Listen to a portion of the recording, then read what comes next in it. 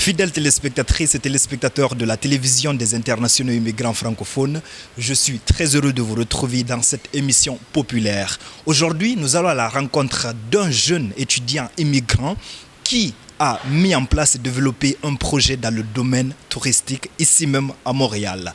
Ensemble, découvrons-le.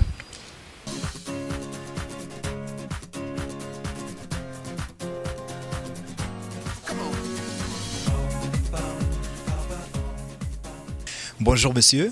Bonjour monsieur. Présentez-vous s'il vous plaît à ces fidèles téléspectatrices et téléspectateurs qui nous suivent aujourd'hui. Je m'appelle Kevin Belebinda. Je suis actuellement étudiant en deuxième année à l'École polytechnique de Montréal en génie des mines.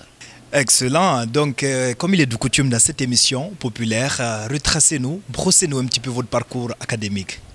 Pour commencer, je suis né ici. J'ai vécu ici jusqu'à l'âge de 7 ans. À l'âge de 7 ans, mon père, qui est entrepreneur, nous a fait partir en Côte d'Ivoire où il a fondé son laboratoire de contrôle de qualité. J'ai donc passé une bonne partie de ma scolarité en Côte d'Ivoire, plus précisément 11 ans, où j'ai étudié dans le système français. Et à la suite de cela, j'ai obtenu mon baccalauréat en série scientifique avec mention. C'est ce baccalauréat qui m'a permis de rentrer à l'École polytechnique en génie des mines.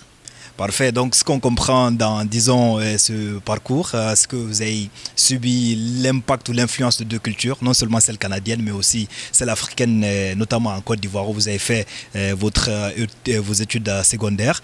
Maintenant, aujourd'hui, il y a quelques années, disons en 2015, vous avez mis en place avec un groupe d'amis une entreprise, un projet d'entreprise qui œuvre dans le développement du secteur touristique. Alors, donnez-nous plus d'informations.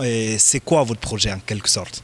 Alors déjà pour commencer, l'idée m'est venue à l'été 2015. C'est en l'été 2015 que j'ai eu l'idée de ce projet d'entreprise qui est Yugo.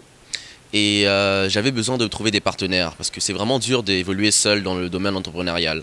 Du coup, j'ai demandé un peu autour de moi si j'avais des amis qui connaissaient des gens qui avaient des compétences techniques. Et c'est ainsi qu'on m'a mis en contact avec mon premier partenaire qui se prénomme Jean-Christian Kwame, qui a obtenu sa maîtrise en génie informatique ici même à l'École polytechnique, qui m'a lui-même référé à notre deuxième partenaire qui est Philippe Téchobo, qui est actuellement à la maîtrise toujours ici à Polytechnique Montréal en génie informatique. Donc notre projet d'entreprise, en fait, Yugo, c'est une plateforme de jumelage entre les touristes et la population locale basée sur leur centre d'intérêt. On utilise un algorithme qui nous permet, grâce à vos données de réseaux sociaux, de structurer et d'analyser vos données et ainsi d'en soutirer vos centres d'intérêt. Ainsi, c'est vraiment tout simple. Vous avez juste à vous connecter sur le site et à partir de ça, on vous crée un profil qui définit qui vous êtes et on vous met en contact avec des gens qui ont les mêmes centres d'intérêt que vous. Et oui, votre projet, il est très intéressant aujourd'hui. Et c'est vrai que vous avez le projet entrepreneurial, les idées sont là. Mais qu'est-ce qui fait de votre projet qui soit unique? Quel est l'impact réel sur la communauté montréalaise et québécoise? Déjà pour commencer, le secteur touristique québécois va très mal. Depuis quelques années, les professionnels du secteur font des prévisions qu'ils n'arrivent pas à atteindre et ils ne savent pas vraiment pourquoi. À mon humble avis, c'est que ce secteur, c'est un secteur très vieillissant qui n'a pas eu d'innovation depuis plusieurs années. C'est pour ça que certains projets d'entreprise, tels que le mien, par exemple, pourront permettre au secteur de reprendre son envol. Et en plus de ça, pourra même permettre à la communauté québécoise de montrer de nouvelles facettes de sa culture. Parce que notre mission à Yugo, c'est vraiment de transformer l'expérience touristique en une expérience sociale. Parfait. Donc, comme nous le savons également, on a un projet, on a les idées qui sont là, mais on rencontre certaines difficultés sur le terrain. Alors aujourd'hui, quels ont été vos défis ?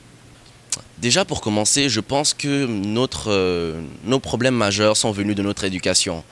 Dans l'éducation africaine, on ne nous inculque pas cette culture qu'est l'entrepreneuriat. Du coup, quand on est arrivé, on n'avait aucune connaissance en entrepreneuriat. On a dû tout apprendre de nous-mêmes, que ce soit par Internet. Mais comme on était vraiment motivés, ça a vraiment marché. En rencontrant des gens, on a appris plein de trucs. Et tout ce que j'ai appris cet été, c'est vraiment incroyable. En tout cas, nous vous encourageons et nous vous félicitons pour avoir mis ce projet qui est très, très intéressant. Aujourd'hui, quelles sont les prochaines étapes ?